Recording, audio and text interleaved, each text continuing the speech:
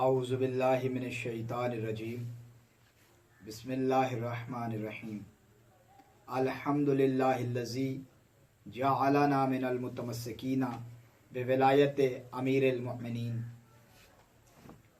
مومنین کرام، جیسا کہ آپ بخوبی جانتے ہیں کہ ایک ناسبی ملا آصف اشرف جلالی نے جناب سیدہ کونین مخدومہ دارین سلام اللہ علیہا کی شان میں بدترین گستاخی کی ہے۔ اس حوالے سے صاحبان مودت، صاحبان معرفت اور صاحبان علم حضرات کے مدلغ اور علمی بیانات آتے رہے۔ میں مکتب آل محمد کا حقیر طالب علم بھی یہ چاہتا ہوں کہ میرا نام بھی جناب سیدہ کونین کے طرفداروں میں شامل ہو۔ میں جناب سیدہ کونین سلام اللہ علیہا کے ازل سے لے کر ابد تک ہر دشمن پر لعنت بھیجتا ہوں۔ اور رہی بات ملا آصف اشرف جلالی کی، تو یہ ملا ان ملعونوں میں سے ایک ملعون ہے جن کے متعلق پروردگار عالم فرما رہا ہے انا شانیک هو الابتر، بے شک رسول خدا صلی اللہ علیہ وآلہ وسلم کا دشمن ابتر ہے۔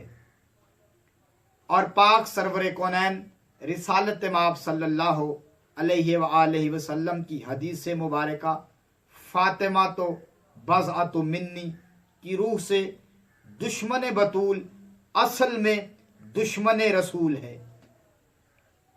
قرآن نے دشمن رسول کو ابتر کہا ہے، اور سرکار امام محمد تقی علیہ السلام فرماتے ہیں کہ ہمارے نانا کا دشمن ہوتا کسی اور کا ہے اور منسوب کسی اور سے ہو جاتا ہے، بالکل اسی طرح جیسے ملا آصف اشرف جلالی۔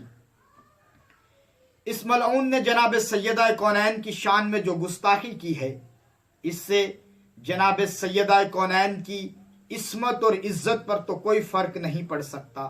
البتہ اس ملعون نے اپنی ماں کے بد کردار ہونے کا اعلان خود دنیا کے سامنے کر دیا۔ اور ایک عجیب سوچ ہے، ایک عجیب نظریہ ہے، ایک عجیب عقیدہ ہے کہ اگر آج کسی صحابی کو خطاوار کہا جائے تو کفر کے فتوے لگائے جاتے ہیں۔ تو مقام تعقل یہ ہے، تفکر کرنے کی بات یہ ہے کہ اگر ایک صحابی کو خطاوار کہنے سے انسان کافر ہو جاتا ہے، تو پھر سوچئے گا جو اولاد محمد کو خطاوار کہے وہ کتنا بڑا کافر ہوگا۔ اس ملعون نے جناب سیدہ کی شان میں گستاخی کر کے دراصل رسول خدا کی گستاخی کا ارتکاب کیا ہے۔